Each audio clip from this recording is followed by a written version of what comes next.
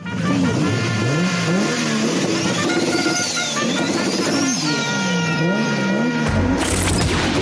entered the Houston Running Zone, the ultimate podcast for runners in the Houston area, featuring the everyday runners who inspire us, clubs, gear, races, and runcations.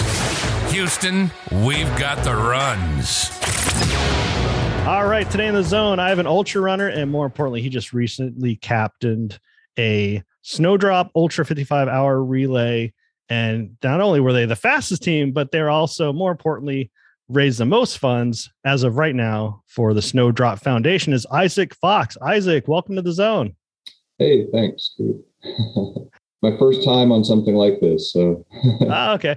Well, you'll be surprised how many people you can reach and change the lives of, because I originally found out about you because I always follow all the fast runners at Snowdrop. I'm like, wow, this person's amazing. I look up the bib numbers, look them up on Athlinks, and we want to talk really about Snowdrop and the team and the fundraise. But at the same time, how did you start running? Because you weren't just a 100-mile finisher in Snowdrop. You've done multiple races of multiple ultras. Like, why did you start running? What I usually say is that after I learned to walk, it was the next logical step. Okay. But I've been running since I was 1.5. But that's not really it. I would say, to answer what you mean, when I was starting a new job in my late 20s, my boss's boss came by and said, "Hey, I think I heard you talking about running. Do you want to do a half marathon with me?" And I said, "Okay, when?" And he goes, "It's in 4 weeks." And so I learned how to run. I went from couch to half marathon in like 4 weeks. And that was my first half marathon and the only one I did for, I don't know, probably 5 years. And then I started to get chubbier and decided I'd better do something about it. And so took up running as a way to help me lose weight. At some point, developed a group of running friends, and some of them turned out to be bad influences and kept ratcheting up the peer pressure to get me to do ever more miles. And so one year, I had a girlfriend who talked me into running a marathon, and that was in like March. And I thought, once that's done, I'm good. And so 6 months later, there was kind of a walkathon thing. A miles contest for walking using the app Charity Miles. And I, in my group of people competing with each other, I tried to be in first place and succeeded with 300 miles that September. So then immediately one of my trail running friends started saying, well, if you can walk or run 10 miles a day all month long, then surely you can do 25 miles on my Cactus Rose relay team. And I don't know about that. That sounds kind of hard. I've only done this one marathon. But she kept talking, pressuring me about that every Thursday. And after a couple of rounds, I gave in and went and did that 25 miler. And it was on the drive home that she started pitching a 50K for January. It's always what's next. Yeah, exactly. And I said no. And then like 3 weeks of pressure later, I said yes and went off and did Bandera that January, which was my first ultra. Wow. And then we're driving home from that. And she says, well, you did that so well. How about a 50 miler next month? And so sure enough, like 5 weeks later, I did Rocky 50. And in between, while I was trying to train actually for the 50K, I went out and paced a friend of mine. Back then you could do that. Paced a friend of mine who was doing Snowdrop for her first time, her first 100 miler. And Kim suffered mightily, but succeeded.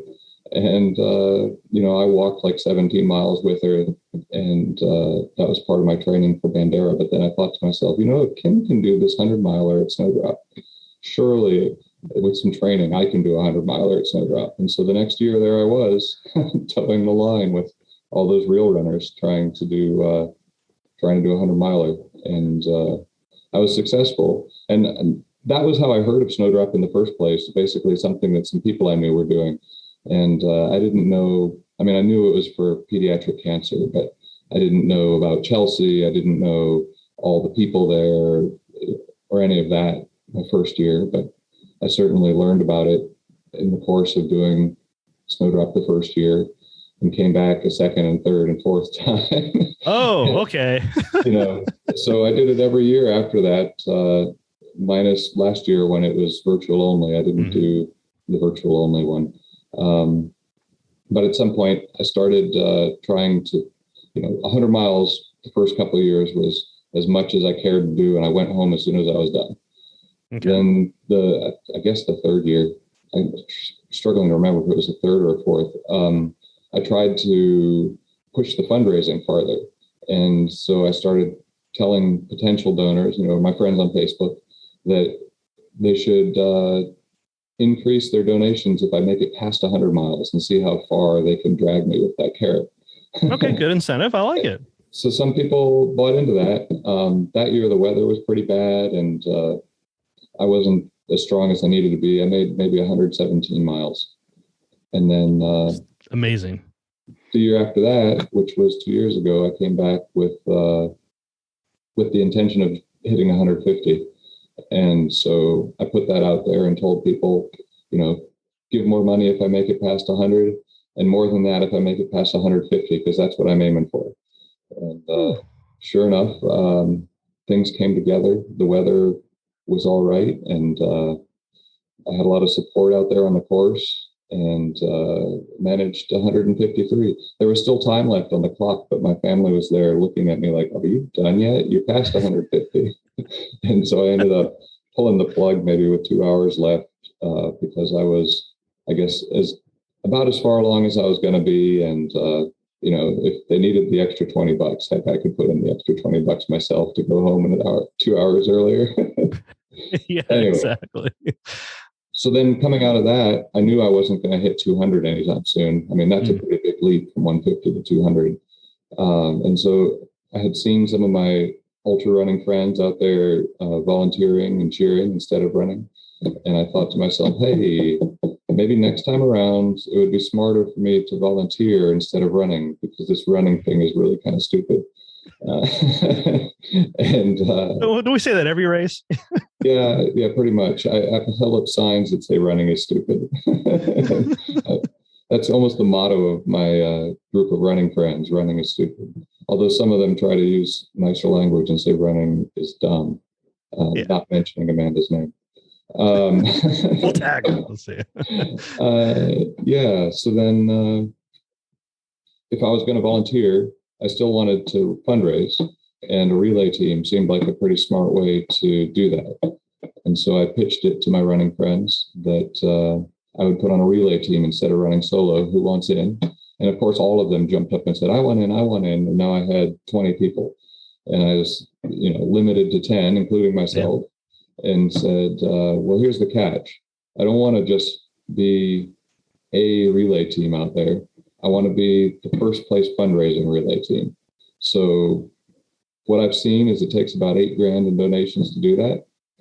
I don't want you on my team if you can't commit to raising at least $1,000 a person, which was at 10,000. And almost immediately I was down to 9 or 10 people. So problem solved. But everybody that was on the team understood the assignment, that the goal was 1,000 per person of fundraising.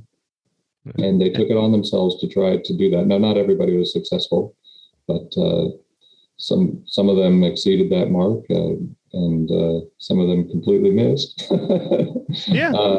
But still, in the end, we did fundraise more than 10,000. So we averaged out more than 1,000 a person. Some of my friends on the team got really creative. Karen, what did Karen do? Karen was trying all sorts of things to tempt people to donate. One of the things she said was that she would run the lap at New Year's Eve in a party dress if somebody donated something like, I forget, $100 or something like that. Wait, was it a black party dress? That's she ended up, she had to pick the dress. She was letting the donor pick the dress, honestly. She had a few choices out there. Okay, because I want to see where the story's going, because I think I know where it's going. So keep going. Well, so she ended up having someone pick the black dress. And then Charlie, one of the guys in the team, said, well, if somebody donates 200, I'll wear the black dress. And putting that out there, made it happen. So next thing you know, Charlie's on the hook to wear the black dress also. But then nobody wanted to be around after midnight on New Year's Eve. So for the sake of getting good pictures during the daylight and all that, we did it New Year's Day. And sometime in the morning, Karen donned her black dress and did her lap. And then Charlie put on the same one, I guess, and did his lap. Because that's what we saw. We're like, did that just happen? Especially on the New Year's Day, because it's very thinned out, and there's this fast runner in a dress. That's a dude. It's just fine. I don't judge either way. It's cool. You're like, that guy's crazy. Hey, runner, I can clearly see your nuts. Okay. No, I like the creativity. No, this is great, because let's face it, the Snowdrop, the fundraising was hard. Like the system had issues, and they're working on it. But the fact that they overcame those issues and started thinking of ideas, any other crazy ideas that you had with your team that made it work? This seems crazy to me, but I guess Karen had someone say that for every, I don't know for some unit of time that she could knock off her half marathon PR, they would donate more money. So in the middle of the relay, she set out to PR her half marathon, by as much as she could. Okay. and she did. She succeeded in PRing her half marathon, although I don't know specifically by how much.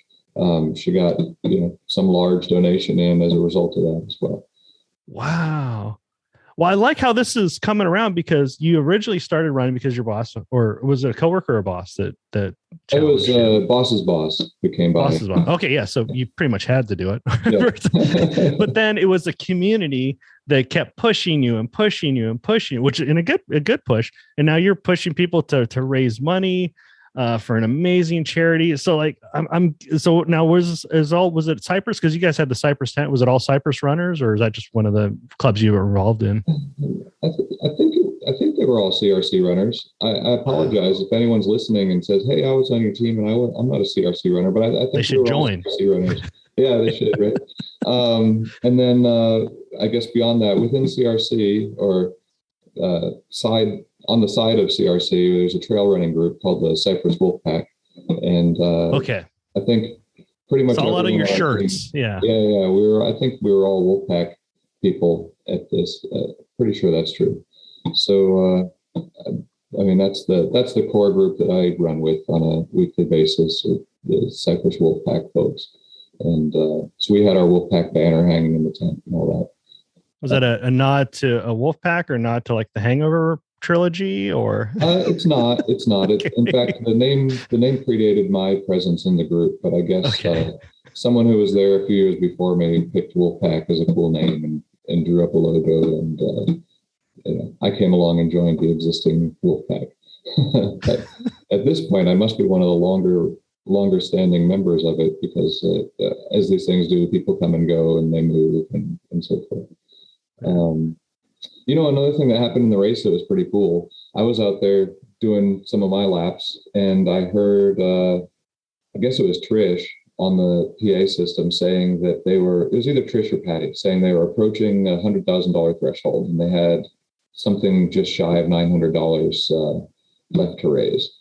And I popped into the tent and was handing off the running stuff to another person on the team. And I mentioned to the people in the tent, she just announced that they're X dollars short of the 100,000 mark. So, if any of you hadn't hit your 1,000 yet, it would be a good time to harass your friends about donating more. And John, one of the guys on the team, goes, well, I'll just put it in myself. And he gets out his calculator and calculates the exact amount. By the time our runner had finished another lap, his money was in, and they were over the 100,000 mark. So, wow. Another 1,000 on the campaign.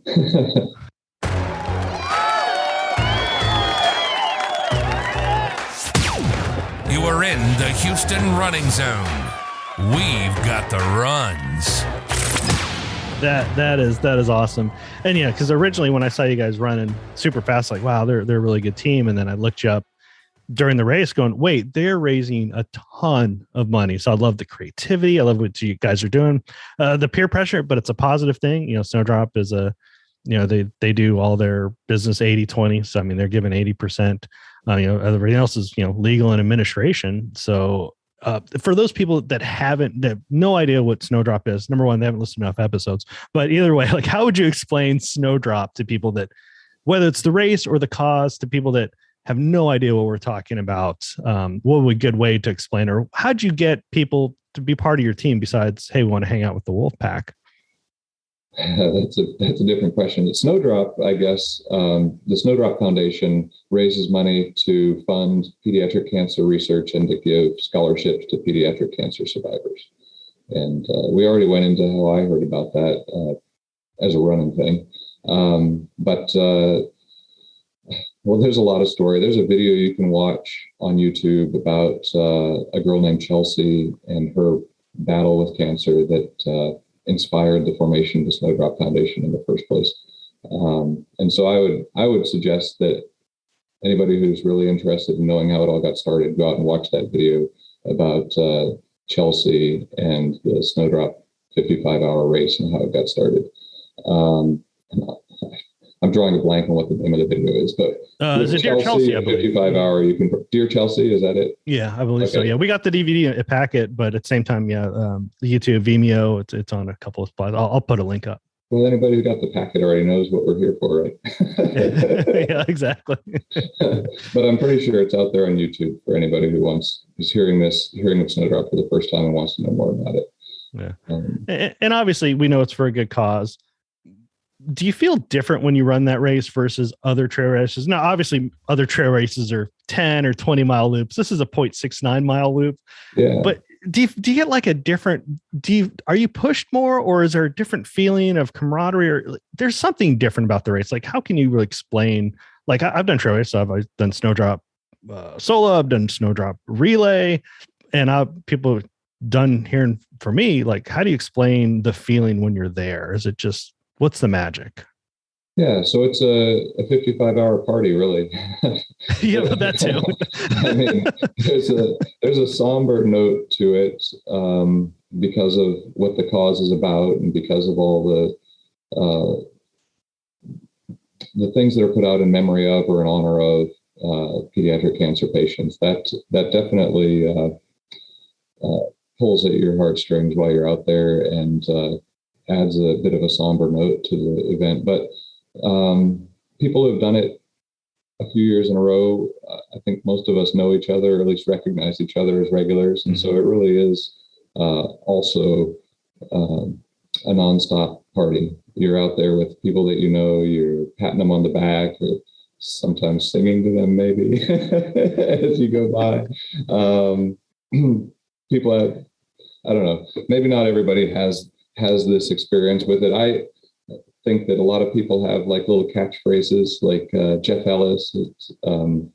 Every time I see Jeff Ellis, I think, to the left, to the right of the Jeff, left, to the left, to the right to the Jeff. And I don't know. Lots of fun stuff goes on out there. So it's something I look forward to every year. And of course, like you said, it's a great cause. Yeah, I just love spending my New Year's Eve there. That's so much fun. Yeah, I mean, what else were you going to do? There's nothing better going on.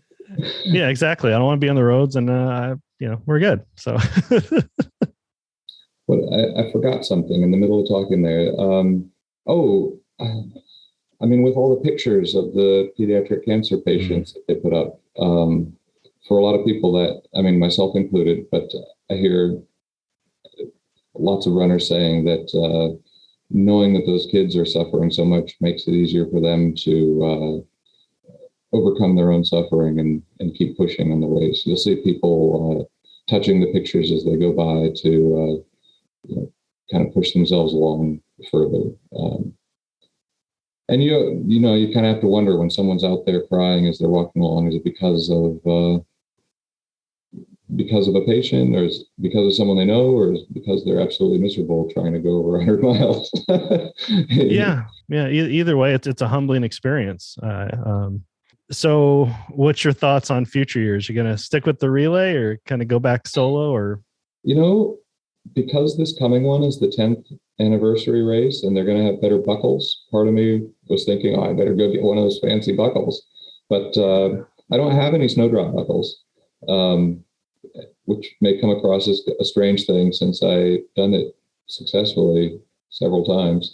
But every year every year since I thought of it, I've been giving the buckle to whoever my highest donor was, getting it mounted on a plaque and, thank you so-and-so for being my number one donor for Snowdrop. And then I've been giving them out to those people. So I don't have any myself. I thought maybe I'd do the 10-year anniversary one solo and try to get a really nice buckle. But then, I don't know, there's really no reason that I need a really fancy buckle. And the point of being there is for fundraising. And I was much more effective as a member of a relay team in bringing in funds for the organization. And I also was able to help so many other people with their run, both, by being out there and cheering as another runner, but also volunteering at packet pickup and in the mess tent and at the start finish line overnight, calling out runners. And so I think I'm leaning towards putting together another relay team for next year so that I can volunteer and, still have fun, still fundraise. That's super cool. Well, you know where we are. We're always at the corner with Fireball and music. So swing on by because we'll be doing relays as well. I feel like we're getting closer to the end. And there's something else I forgot to mention when I was talking about the fundraising earlier. Well, let me say I get excited and I interrupt. So there we go. Matching gifts. That was a big part of how we succeeded. Okay. Lots of people have employers who do matching gift contributions, and mine, Caterpillar, also does. And they had put on a Giving Tuesday incentive where they were matching 2 to 1 for up to a limit. So it was first come, first serve. And as soon as I got an email about that, I rushed out and maxed out that benefit so that we'd be able to, Snowdrop would get 3 times whatever I donated during the course of that program. And so that pushed my personal fundraising up quite a bit. But anybody who's listening and does Snowdrop, and anybody who donates to Snowdrop, make sure that you check whether Snowdrop Foundation is eligible for a matching gift from your employer, because that really compounds the benefit. I put in something like $2,000 of my own money in the end, and that turned into like 4,500 or something in that ballpark because of the matching gifts. Awesome. And so that is amazing. Yeah, that's super cool. And well, obviously, we'll put this out and we'll tag Snowdrop at the same time. We should probably get with Patty and have you discuss and start thinking of other ideas. We can have a little think tank on how to fundraise, make it fun, dresses, just everything that you guys got going on. It's just amazing because fast runners, that was cool to see other fast runners out there. Other fast runners, not me, fast runners out there, but to see you guys just really give back to the community. And I can see that, before you hit record, you're pretty humble, like, I'm just a runner, but no, the runners that make the difference are the awesome ones. And keep doing what you're doing. And we'll definitely see you at the very latest Snowdrop on December 30th next year or this year. Definitely. Well, Isaac, before I let you go, I still have 3 more questions for you. Call it the lightning round. Are you ready? Sure. All right. So you've done a lot of races, done some amazing races, but if you could create or attend, what would be your dream race? It could be any location. It could be anywhere. What would you want to do?